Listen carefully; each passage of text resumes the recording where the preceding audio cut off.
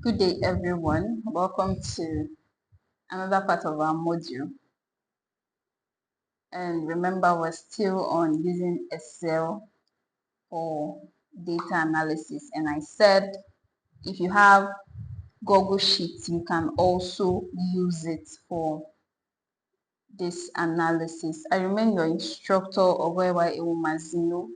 You can connect with me on Facebook or on LinkedIn.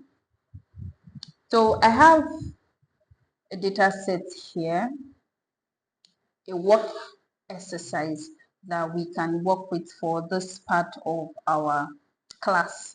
So we'll be dealing on logic, we'll be dealing on summarization, we'll be dealing on using aggregate functions. So, and this work exercise is really going to help us in covering everything that we need to cover. So for those that are not familiar with the Excel environment, you can go back to our previous classes where I took our time to explain in details every section of our work environment. Now let's continue. So we'll be starting with our aggregate functions, which includes our max, min, our sum. Now, okay, yes, like I said, it's a work exercise and it's going to help us cover more of what we need to know on using Excel for data analysis. And this is a beginner friendly class for those that have no prior knowledge before now. So on our first exercise here on our screen, you can see we have names of people and then we have numbers of apples. So each name has a particular number of apples. Guy has 3 apples, Lev has 5 apples, Yov has 2 apples. Now, this highlighted cell here is telling us to impute the total, which we know that the function that we're going to use to get this total is our sum function, the sum function. And to use the sum function, we type equal to sum,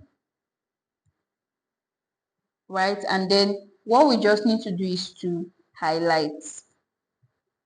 We can either highlight or we can type it manually. We can type B2 column B6, which is we're saying that it should go from B2 down to B6. I hope we get that. So if we click on enter, that is it. We've gotten the total number of apples. That is that for our sum function. Okay, let's go to the next exercise. So now let's continue our practice. Sum can be used horizontally. So we want to add up these 3 years. We want to add up. So we have the revenue for 2016, this is the revenue for 2016, the revenue for 2017, the revenue for 2018. So we want to add them up. So to do that, we use the same sum function. So equal to sum, our tab, and then we just highlight. We can highlight or we can just type in the name of the cell. Do you get that? So close your brackets and enter. That's it. Now since we've gotten for revenue, we don't need to come to start typing equal to sum for our expenses. So what we'll just do is we'll just come to this you can see there is a button, like a button here at the bottom part of your cell. So just put your cursor there and then double click, so it automatically generates for the rest. So if you click on it, you see it's summed up cell B13 to D13, and this is our B13 to D13. Do you see that? So that is how we can use the sum function. So the sum function gives us a sum total of everything that we need. Okay, so the next is we'll be working on max value. How do we get the max? Max is to get the highest value. So how do we get the highest value? We use the max function. How to do that? Equal to max, right? And then just like we said, just highlight and drag down, close your brackets, enter. That's it. So you see that it gave us 8 because 8 is the highest value we have here. All right. Now this is another table of values, and here we're going to be using the max function. So the question says, what is the maximum value in the table above? So in this table, what is the maximum value? There's no need to panic. It's just something simple. So what you do, you come here, equal to max, right? Just like we did. But this time around, we'll highlight the whole table. Do get that? So we just come here and then left click and drag, so we highlight the whole table. Do you see that? So it has highlighted from B30 to F38. Close our brackets and enter. So it gives us the maximum, which is 100. Simple, right? So okay, now the next one, using the count function. So it says, please count how many items are on the table.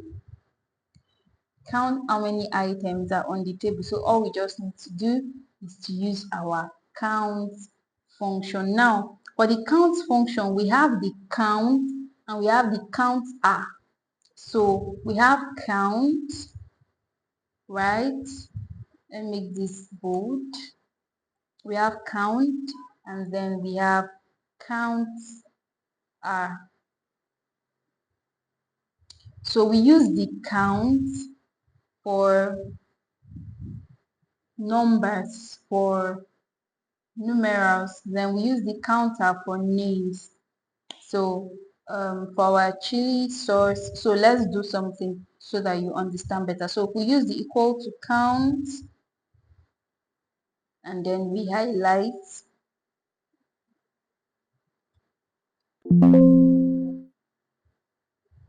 so you see that it's giving us 0. Why is it giving us 0? Because we use this count for numbers, for quantitative figures, but this is a qualitative figure.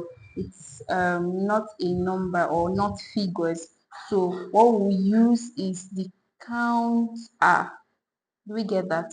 What we use is the count r. So count r. So we highlight.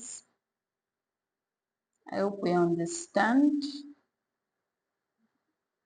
and drag. So and it gives us 6. And if we want to count this manually, you see 1 2 3 4 5 6 6. I hope we get that. Thank you. Now the next, still we're going now to mean value.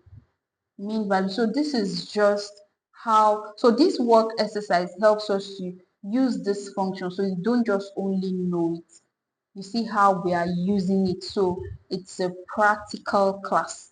You see how we're using it. Now what we're doing now is the mean value. Mean is to get the lowest value, right? So equal to mean, and then we highlight and drag, enter. So it gives us the lowest, which is 2. Easy peasy, right? Yeah.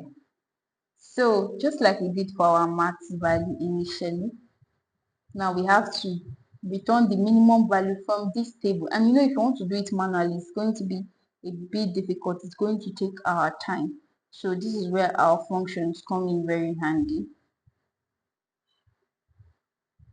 So equal to, so just take your cursor to the particular cell. Take your cursor to the particular cell that you want to work with. Sorry about that. Take your cursor to the particular cell you want to work with, then equal to your mean, which is the name of our function, and then highlight and drag, enter. Easy peasy. So 8 is our lowest value from this table. So This is it for our aggregate function, how to use our simple aggregate function. Now the next we are going to be going into how to do text extraction.